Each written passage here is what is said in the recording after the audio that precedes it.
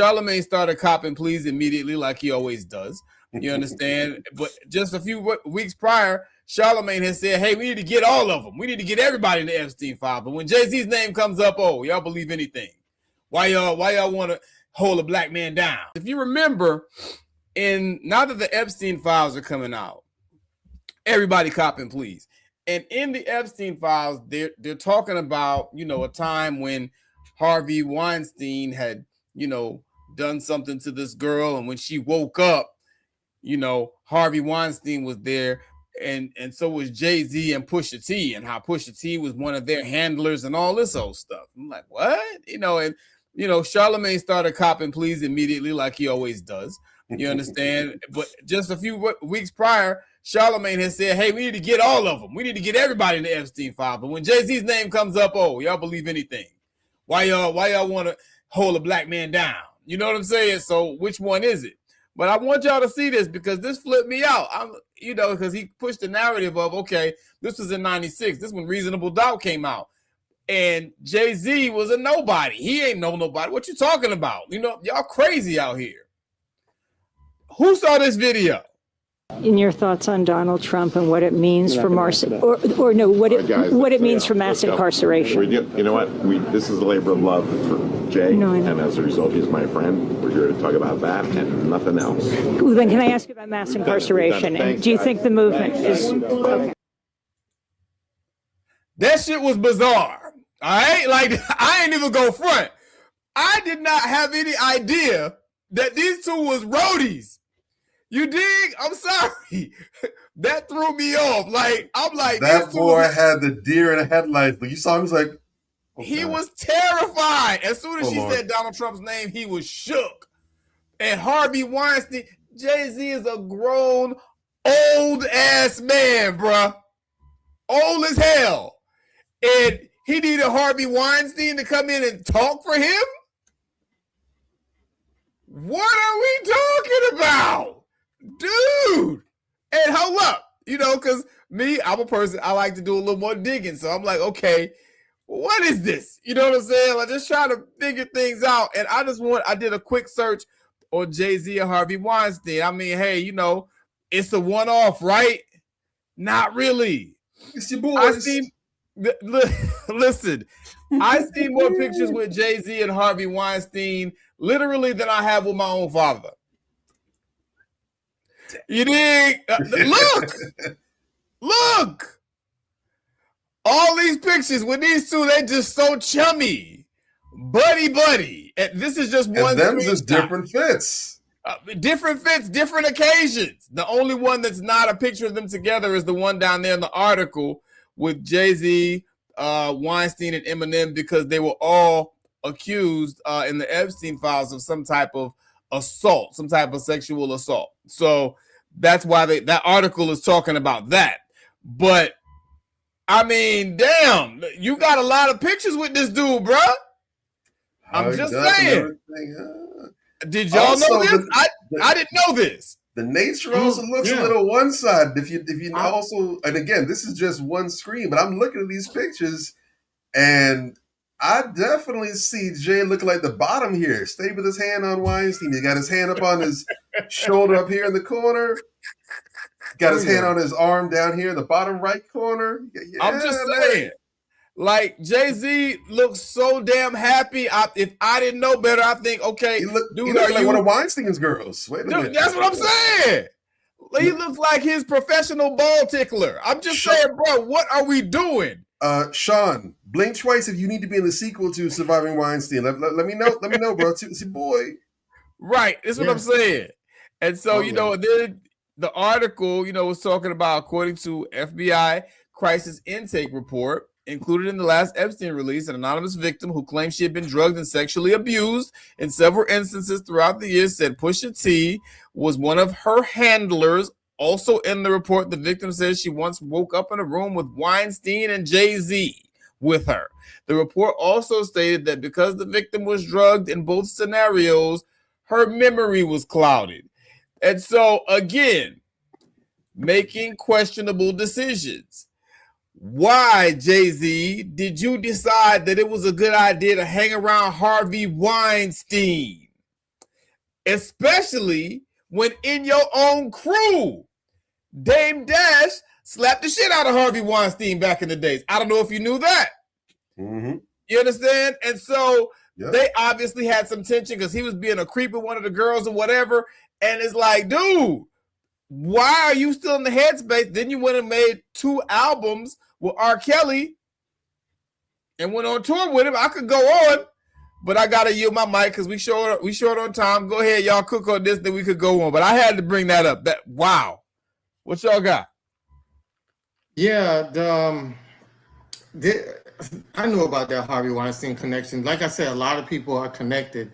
Like Bobby was saying, you know, these are seat holders, these are placeholders, right? These are the puppets.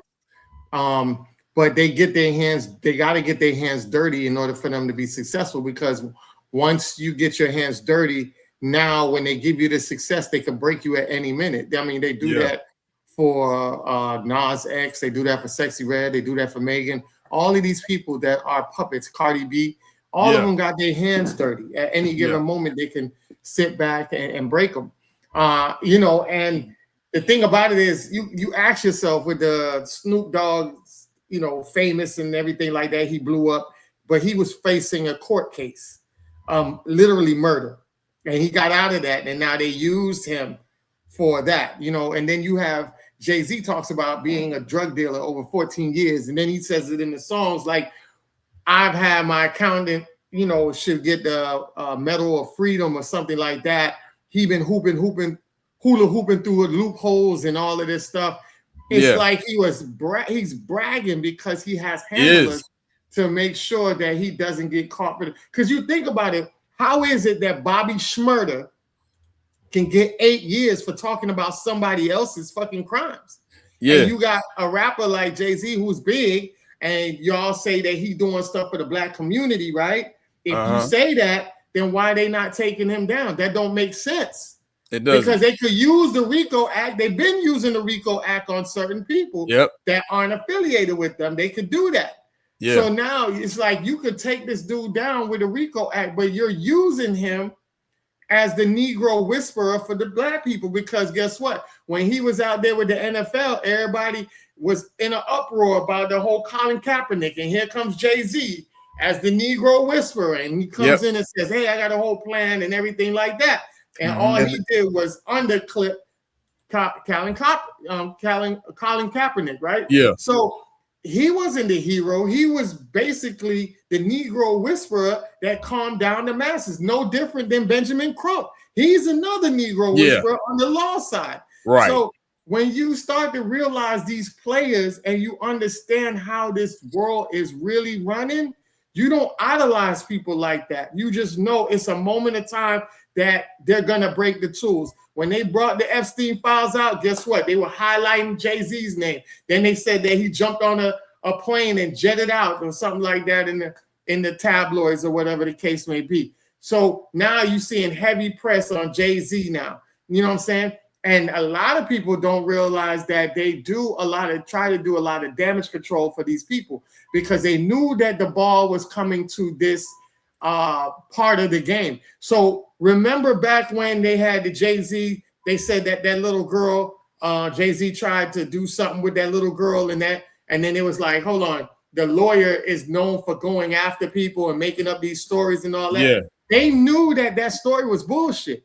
But the thing is, they want the public to think that, hey, you know, they're just going after these black men and they're trying to tear him down and all that. No, they have to protect him. So they had to pull that story out to make sure that they doing a defense mechanism so that later on they could do damage control. Because remember, if they get Jay-Z, Jay-Z has a connecting rope tied to bigger players. That's the problem. That's why they get rid of these people. They got rid of Epstein. Epstein is a small-time player. He had a big role in the system, but he's just a face. He's a small-time player. They had to kill this man in order for them to stop going up the ladder. Imagine if they would have kept him alive. You know he's a nerd. He's a squealer. He would have told the whole damn playbook. They had to get rid of him. So when you see things like that, you got to sit to yourself like, damn, it's just a matter of time before these people that they make into their puppets get broken and dismantled and thrown back to the rest of them. So yeah, that's all I'm saying. Just take that how you take it, you know. Fair enough. All right, Bobby Drake, real quick, what you got? What you got? Man, again, and I want to say it also pointed out, they also said flat out there in those files too, that basically Jay-Z's purpose was to undercut Colin and the momentum that he had. They did. The same thing that a lot of us were saying back in the beginning, and we were just, oh, you're just a hater, or Colin wasn't doing nothing with it. Were we supposed to be had to take it to the next level? Okay, and we all just said the same thing. All right, we'll sit back. We'll say time will tell. And sure enough, we got the receipts. Yeah, we got the info. Yep. Facts. They basically said we inserted him in this position to basically undercut and to hobble the movement. Exactly like we said. And once again, if as our beloved dearly departed elder has said, Neely Fuller Jr., if you do not understand racism, which is white supremacy, what it is and how it works, everything else that you know will only confuse you. Facts. When you get a peek, you might not know everything, but when you get a peek behind the curtain and realize, oh, that damn puppet ain't real. That's a dude with his whole entire hand up a little socks and that's not a real puppet.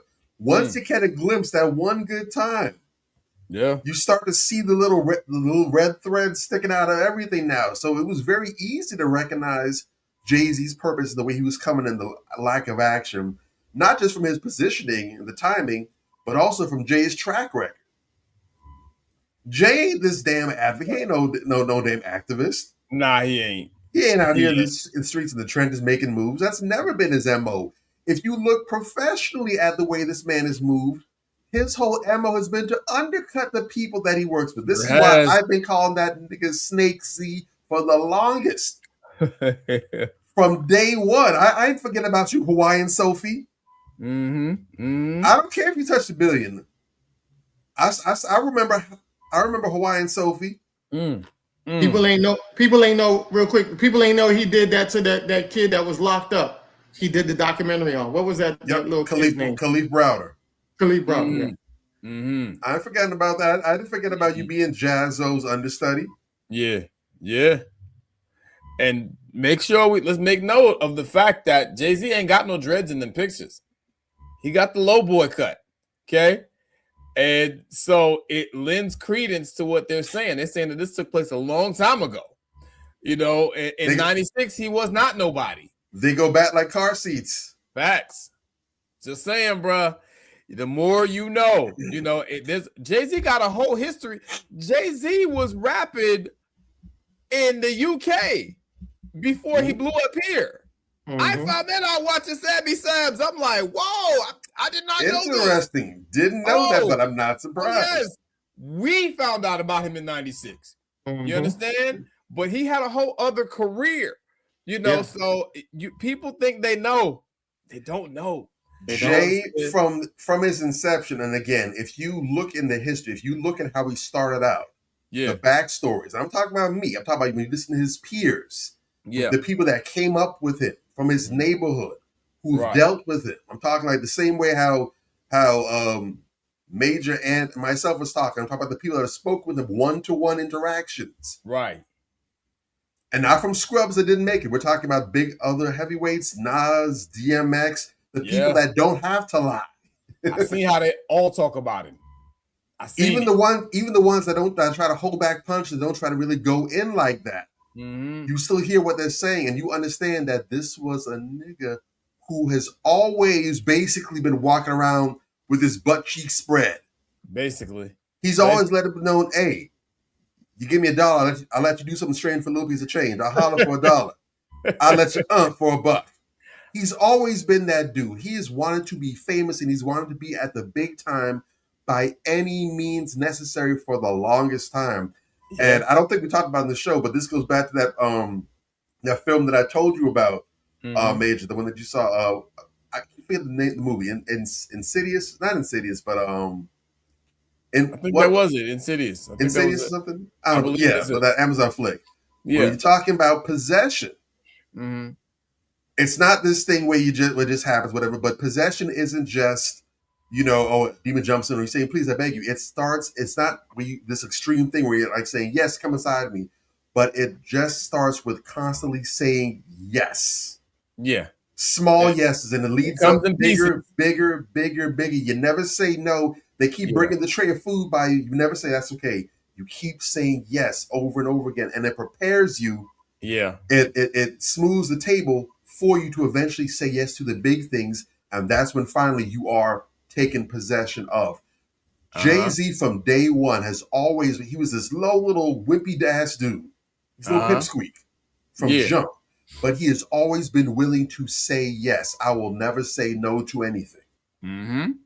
If there's money involved, he is a straight up whore. So we're talking about choices, decision making. Sometimes it's cognitive.